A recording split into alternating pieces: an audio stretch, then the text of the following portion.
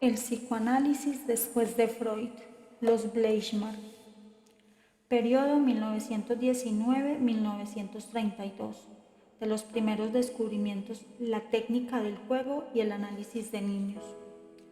En esta etapa, Klein establece algunas hipótesis que fueron el origen de sus teorías posteriores. El punto de partida es lo que ella denomina técnica psicoanalítica del juego infantil. Para analizar niños, acepta sus juegos, dramatizaciones, expresiones verbales y sueños como material igualmente significativo. A través de ellos explora sistemáticamente las fantasías conscientes e inconscientes de los pequeños. El planteo es novedoso en relación con los antecedentes del análisis infantil.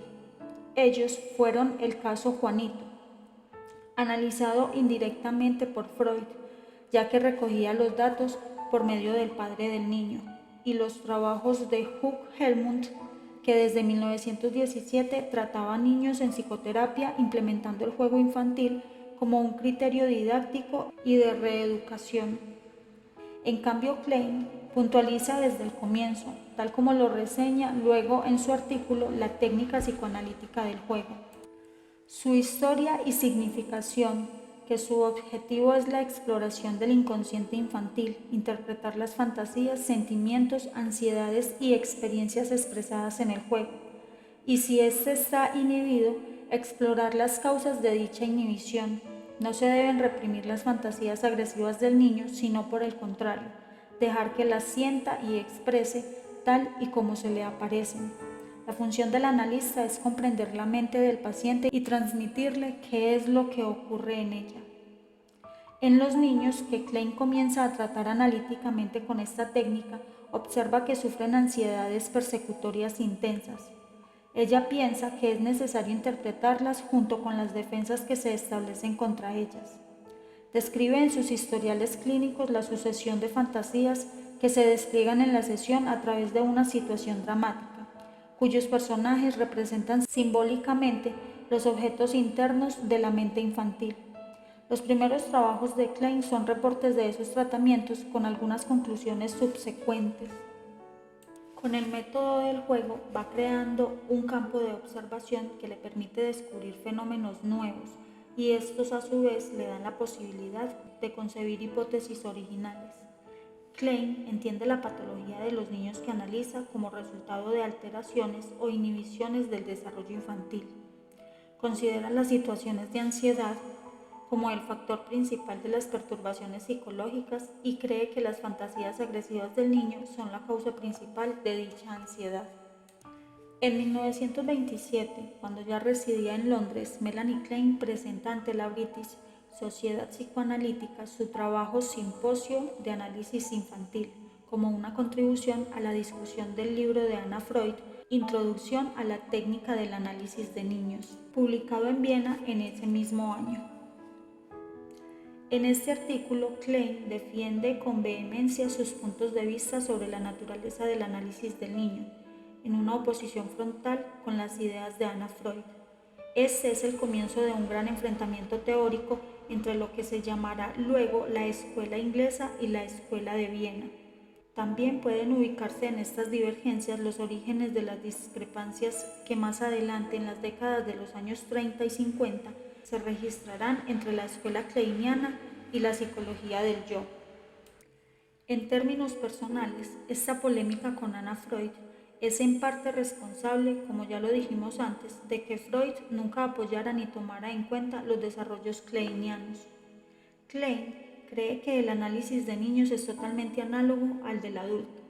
La neurosis de transferencia se desarrolla de la misma manera, solo varía la forma de comunicación a través del juego para adecuarla a las posibilidades de expresión de la mente infantil. El analista tiene exclusivamente la función de interpretar en profundidad todo el material asociativo que trae el paciente.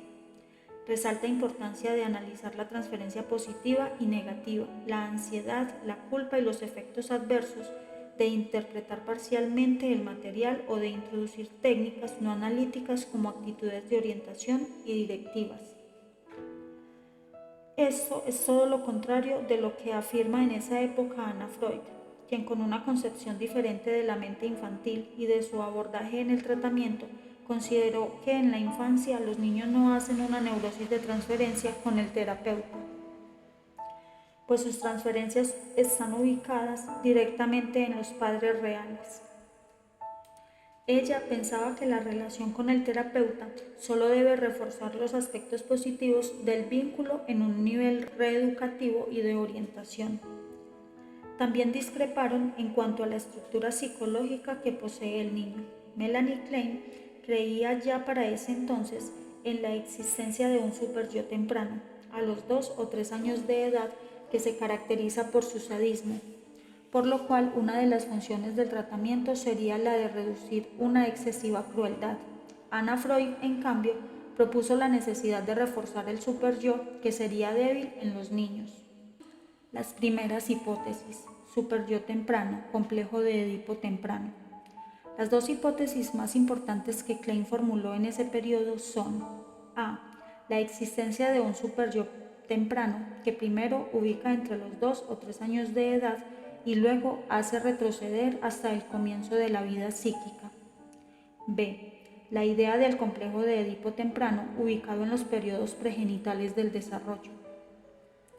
Trataremos de explicar someramente ambas hipótesis. Para entender el origen de estos conceptos en el periodo de los primeros descubrimientos, es importante que resaltemos cuáles fueron las ideas teóricas sobre las que trabajó en ese momento de su obra. Las describiremos ordenándolas en los siguientes puntos. A. Ella resaltó que la agresión posee un papel central tanto en el desarrollo psíquico temprano como a lo largo de la vida del sujeto. Los impulsos agresivos tienen gran importancia en los primeros años de la vida psicológica, principalmente en el vínculo con la madre. Centró su interés en investigar los periodos preverbales del desarrollo, a los que atribuyó una gran riqueza de fantasías inconscientes. Klein toma primero de su maestro Abraham el concepto de fase de sadismo máximo y supone que ocurre a los 6 meses de edad, vinculada con la dentición y el destete. Luego traslada la agresión a periodos aún más tempranos de la vida, pero la independiza de los procesos biológicos y la adscribe al campo estricto de la fantasía inconsciente. Vale decir que busca explicaciones en un nivel exclusivamente psicológico. Muchos autores, principalmente de la psicología del yo, reconocen a Melanie Klein el gran aporte que significó para el psicoanálisis el acento que ella puso en la agresión humana, sobre todo para la comprensión de las patologías graves, psicótica y borderline. En cambio, no están de acuerdo, como veremos en el capítulo de discusión de la obra de Klein, cuando ella considera que la existencia de los impulsos agresivos se debe a la pulsión de muerte. B. Freud y Abraham supusieron que la libido evoluciona a través de pasos progresivos, a los que llamaron fases de organización libidinal. El modelo tiene una indudable raigambre darwiniana. Toma como punto de partida que dicha progresión libidinal está dirigida por la sucesión de etapas biológicas de maduración. Las zonas erógenas oral, anal y falicogenital son el centro respectivo de cada una de estas fases. Melanie Klein, interesada en estudiar los periodos preedípicos del desarrollo mental, cambia bien pronto el concepto de fases libidinales al afirmar que en los niños pequeños observa una mezcla de pulsiones orales, anales y genitales que se superponen desde las primeras relaciones de objeto. Se aleja así de la idea de fase libidinal como unidad de desarrollo en un sentido cronológico y la reemplaza tiempo después por la idea de posición como un concepto más dinámico y menos aferrado a la biología. Decir que los impulsos orales están mezclados precozmente con los genitales implica también adelantar la triangulación edípica a estadios pregenitales del desarrollo. De aquí surge la idea de complejo de Edipo temprano, donde la sexualidad contiene agresión. Esto produce sentimientos de culpa. Las reacciones de ansiedad, dolor y culpa se relacionan también con la idea del superyo temprano. C. Los impulsos agresivos pregenitales se expresan desde el comienzo de la vida a través de fantasías inconscientes que están dirigidas hacia el cuerpo de la madre. Este Es un primer espacio que puede ser diferenciado en forma primitiva por el bebé y representa para él el mundo externo. El niño tiene deseos de penetrar en dicho cuerpo y atacarlo sádicamente. En la fantasía infantil, sus contenidos son destruidos, originando la ansiedad más profunda tanto para la niña como para el varón. Klein designa con el nombre de fase femenina esta etapa, por la que atraviesan en su desarrollo todos los bebés. Tanto la ansiedad de castración en el varón como la amenaza de pérdida de amor en la mujer son derivados secundarios de la ansiedad persecutoria proveniente de la fase femenina. Cambia, por lo tanto, la idea de Freud de que el conflicto edípico tardío y la ansiedad de castración son el complejo nodular de las neurosis, al suponer Klein que en la fase femenina la curiosidad sexual está mezclada con el sadismo como contenido primario. Varía en la concepción freudiana de que la curiosidad está movida principalmente por los deseos libidinales y el principio de placer. El niño quiere penetrar en el cuerpo materno para ver sus contenidos. Imagina que hay heces, bebés y penes y a la vez quiere apropiarse de ellos, robarlos y destruirlos. Estos impulsos están motivados tanto por el deseo de conocer, impulso epistemofílico, como por los celos destructivos y son al mismo tiempo la expresión directa de pulsiones agresivas hacia la escena primaria parental. Más adelante, en el pensamiento kleiniano, estas ideas se fundamentarán en la envidia primaria. La consecuencia de dichas fantasías será, si se proyecta al exterior, una angustia persecutoria intensa como amenaza de destrucción física, emocional y sexual. Proviene también del temor de ser castigado en forma relativa por sus impulsos sádicos. El nombre de fase femenina alude a que Klein considera que se produce una identificación con el cuerpo femenino atacado, tanto en la niña como en el varón. Es el primer paso que lleva al desarrollo de un complejo de Edipo directo e invertido en ambos sexos. La mayor o menor ansiedad persecutoria de esta etapa define que el desarrollo edípico posterior sea normal o patológico. Las ideas que acabamos de presentar son muy combatidas por otras corrientes del pensamiento psicoanalítico que no aceptan adscribir sentimientos y fantasías complejas a los periodos tempranos del desarrollo mental, ni otorgar a la agresión un papel esencial, primario e independiente de las influencias ambientales.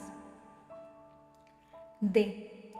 En los tratamientos de niños neuróticos y psicóticos, Klein describe una gran variedad de fantasías inconscientes. El juego infantil es una manera simbólica de elaborar fantasías y modificar la ansiedad.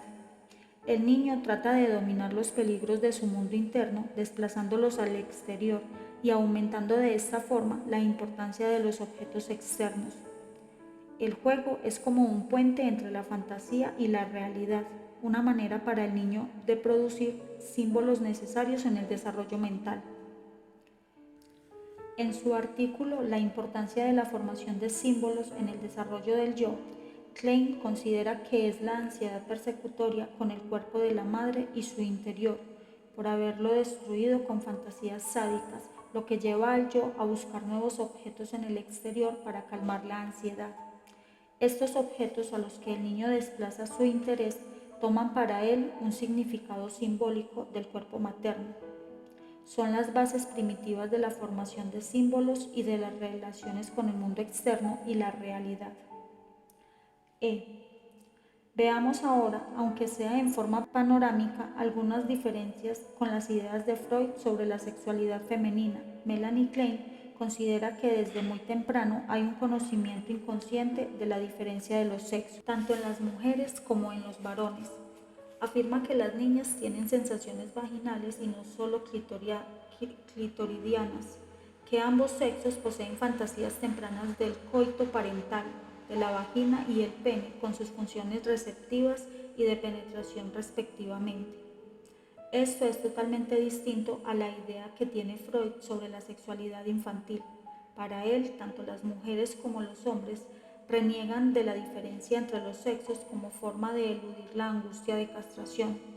Klein cree que muy precozmente, ya en la etapa oral, los deseos sexuales se dirigen hacia la madre y hacia el padre, estableciendo los aspectos positivos e invertidos del complejo de Edipo temprano. Para Freud, la niña se percibe castrada y siente envidia del pene. Ello provoca que se decepcione de la madre porque no se lo dio y busque como sustituto el pene del padre. De esta manera se introduce en el complejo de Edipo. Klein no coincide con tal concepción, postula que la niña tiene deseos genitales tempranos que la llevan a querer recibir el pene y los bebés. El deseo femenino de internalizar el pene paterno y recibir los bebés predecirán invariablemente al deseo de poseer el pene. El deseo fálico en la mujer es secundario a una búsqueda específicamente femenina. La envidia del pene en la mujer es secundaria a la ansiedad por sus órganos femeninos. La revisión que hace Klein junto con Jones, Karen, Horney y otros de las ideas de Freud sobre la sexualidad femenina influye notablemente en su teorización del complejo de Edipo temprano. F. Figura combinada de los padres. Klein describe bajo este nombre una serie de fantasías tempranas sobre la escena primaria en su versión más primitiva. Por ejemplo, el pene del padre contenido dentro del cuerpo de la madre. El niño fantasea que sus padres están unidos en una forma permanente e inacabable, compartiendo satisfacciones orales, anales y genitales. Los celos y la envidia producen deseos de atacar el cuerpo de la madre con el pene del padre adentro. Se forman por proyección imágenes persecutorias que producen gran ansiedad. Klein las descubrió tanto en el juego infantil como en las pesadillas y terrores nocturnos.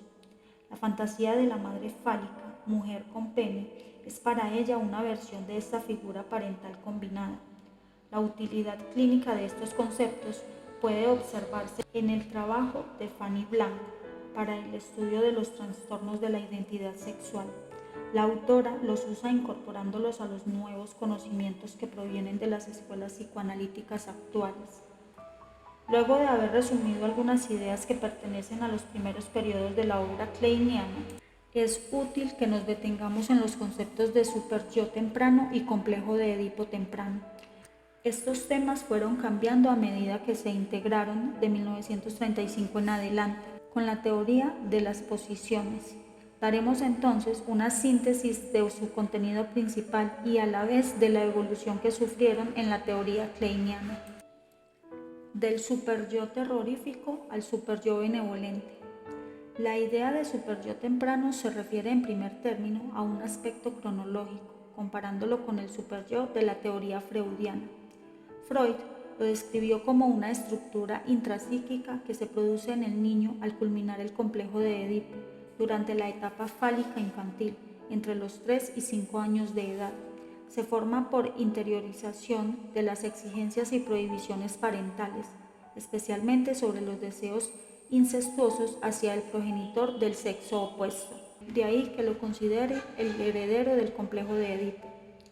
Melanie Klein comenzó a analizar niños muy pequeños, desde 2 años de edad en adelante, y observó que padecían fuertes sentimientos de culpa y remordimientos. Este hecho clínico la llevó a postular la existencia de un superyo más temprano que el planteado por Freud y a describirlo como excesivamente sádico y cruel. Como ejemplo de esta situación relata el caso de Rita, una niña de 2 años y 9 meses que padecía de una severa neurosis obsesiva, principios psicológicos del análisis infantil. El superyo temprano que propone Klein está ubicado en el 2.º año de vida. Es más cruel que el superyo tardío de Freud. Se forma por múltiples identificaciones y su severidad proviene de que se proyectan en él los impulsos sádicos del niño. Recordemos lo que dijimos antes. Klein, en la primera etapa de su obra, acentúa la importancia de los instintos agresivos y postula la exigencia de una fase de sadismo máximo alrededor de los 6 meses de edad, coincidiendo con el momento de la dentición y el destete. Sigue así las ideas de Abraham, su maestro y analista. Con esta perspectiva cambia tanto el momento como el mecanismo de formación del superyo. Lo ubica aún más tempranamente en el primer año de vida y cree que se origina por las primeras identificaciones del niño con el objeto materno, que en esta etapa se introyecta canibalísticamente. Klein se independiza de los conceptos freudianos y afirma que el superyo no se forma al final del complejo de Edipo, sino al comienzo del mismo. Invierte la relación entre ambos al decir que son las características del superyo temprano las que identifican el desenlace edípico, así como el desarrollo del yo y del carácter. Los estudios tempranos del complejo de Edipo de 1928. La fuente de mayor ansiedad en el niño pequeño sería la acción que este superyo temprano ejerce sobre el yo, la personificación en el juego de los niños. En 1935, con la publicación de una contribución a la psicogénesis de los estados maníaco-depresivos, se produce un momento clave en la teoría kleiniana, que también influye en la conceptualización del superyo al separar definitivamente su origen del conflicto edípico. El superyo existe desde el comienzo de la vida, formándose por la introyección de dos objetos contradictorios, uno de cualidades protectoras y benevolentes, objeto parcial idealizado, y otro de características punitivas, objeto parcial persecutorio. Vale decir que el origen del superyo temprano se incluye en un contexto más amplio, la teoría de las posiciones. Este superyo debe sufrir un proceso de integración en el curso del desarrollo que dependerá de las vicisitudes de la posición depresiva. El aspecto severo y punitivo del superyo proviene del objeto parcial persecutorio introyectado en los orígenes, mientras que el objeto parcial idealizado será el núcleo del ideal del yo, que se contribuye a lo largo de la posición depresiva. El carácter dual del superyo se mantiene siempre en la teoría kleiniana. Termina siendo una estructura integrada, un objeto interno, resultado de elaborar las ansiedades depresivas y de poder unir los objetos parciales internos en un objeto total. Es enriquecedora para la comprensión clínica la idea de un superyo con estructura compleja que incluye partes punitivas y a la vez aspectos protectores para el yo. Sin embargo, el lector puede preguntarse por qué ciertos objetos introyectados desde el comienzo de la vida forman el núcleo del superyo y otros se introyectan en el yo. En los trabajos de Klein no se encuentra una respuesta clara. Paula Heyman, en su artículo Algunas funciones de introyección y proyección en la temprana infancia, aborda este problema directamente y sugiere una respuesta. Entonces, la idea de que la formación tanto del yo como del superyo comienza en la temprana infancia y prosigue en forma interactuante diverge de las ideas de Freud y presenta algunos problemas nuevos. Si, como sostenemos nosotros, los objetos introyectados a lo largo de la infancia contribuyen tanto el yo del niño como el superyo, tenemos que encontrar el factor que determina el resultado de la introyección y la proyección. ¿Cuándo un acto de introyección contribuye a la formación del yo y cuándo a la formación del superyo? Yo sugeriría que este factor discriminador yace en los atributos del padre introyectado en que el niño está predominantemente interesado en el momento. En otras palabras, lo que dice el resultado de un acto de introyección es el motivo dominante por parte del niño en el momento en que se introyecta su objeto.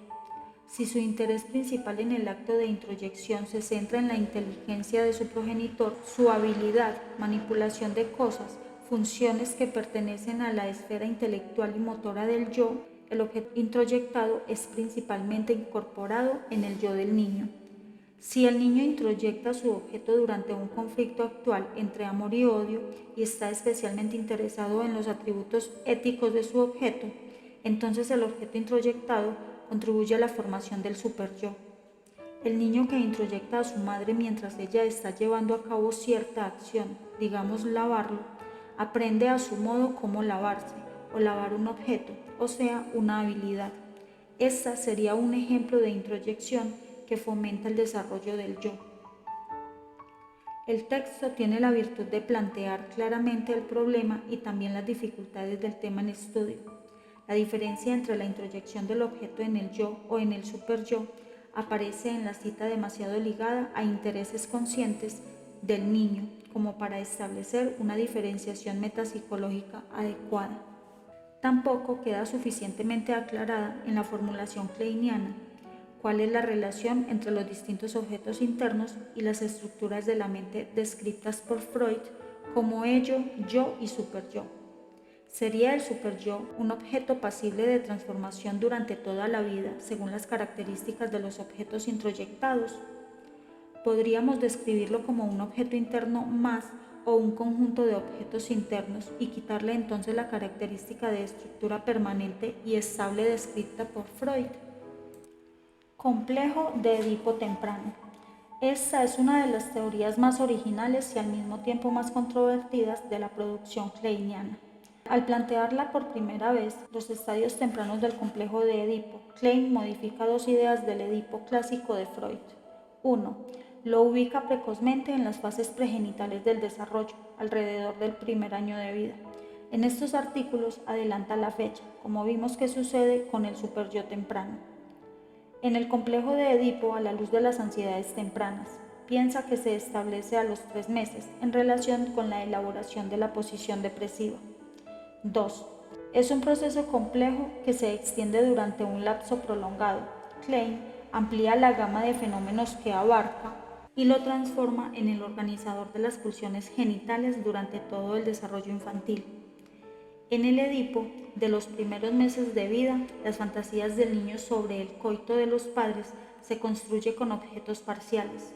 No son los padres con objetos totales lo que constituye la escena primaria, tal como sucede en la teoría freudiana.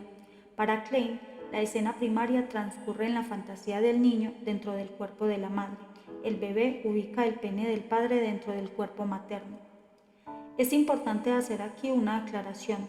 Si tratamos de pensar estos procesos descritos por Klein desde una perspectiva fenoménica o sobre la base de datos que tendría el niño pequeño a través de la percepción externa, estas hipótesis resultan incomprensibles. En cambio, si los independizamos de su ubicación cronológica y los estudiamos como fantasías que pueden explorarse en el inconsciente de los pacientes, tanto niños como adultos, nuestro campo de comprensión se enriquece mucho. El lector podrá decirnos con toda razón que Klein ubica estos procesos en los primeros meses de vida. Pensamos que este es el precio que ella paga por su enorme interés en incluir las fantasías y deseos inconscientes que descubre con tanta sagacidad dentro de una teoría del desarrollo.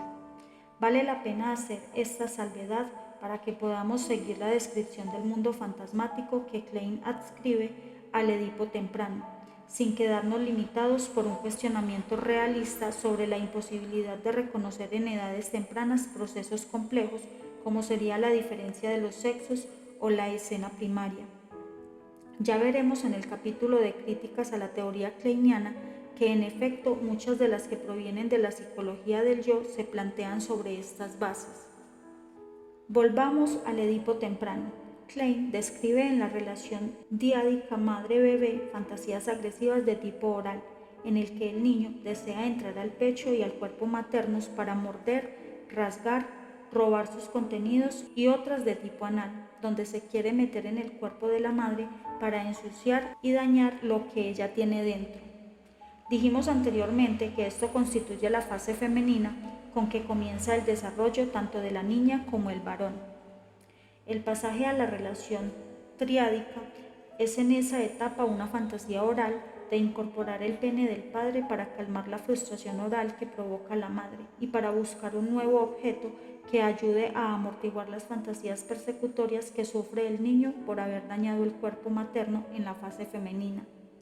Las fantasías sobre el coito de los padres serán sentidas como un intercambio de alimentos entre ellos, si las ansiedades son predominantemente orales o bien como un acto excretorio o genital, según el carácter de las fantasías que el niño proyecte en ellas. El resultado constituye una situación compleja, producto de la oscilación de pulsiones orales, anales, uretrales y genitales que paulatinamente deben llevar a un predominio de fantasías genitales para que el Edipo se resuelva adecuadamente. Al mismo tiempo, se mezclan deseos agresivos y libidinales. A la vez se producen cambios e interacciones entre un Edipo positivo y otro negativo, tanto en la niña como en el varón.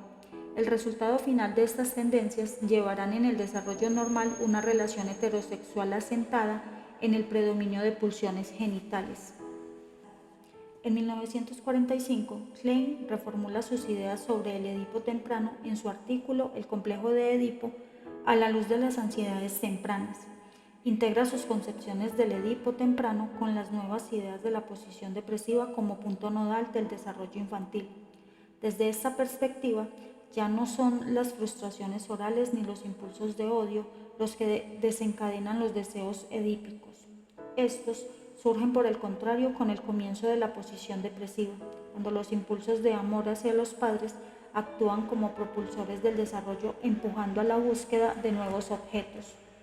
Respecto a la declinación del Edipo, Klein piensa que es el amor por los padres y el deseo de preservarlos juntos e indemnes lo que produce la renuncia edípica y el control de los sentimientos agresivos.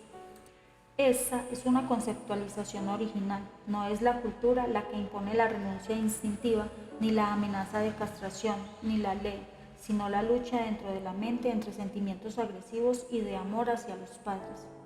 En este esfuerzo del niño por integrar su amor y su odio, los impulsos edípicos permiten expresar fantasías reparatorias hacia la pareja de los padres, lo que marca un hito muy importante para el futuro desarrollo sexual del individuo. El lector interesado en ampliar este tema puede consultar el trabajo El complejo de Edipo en la teoría kleiniana, estudio comparativo con las ideas de Freud. Para un próximo audio, periodo 1932-1946, consolidación de la teoría kleiniana.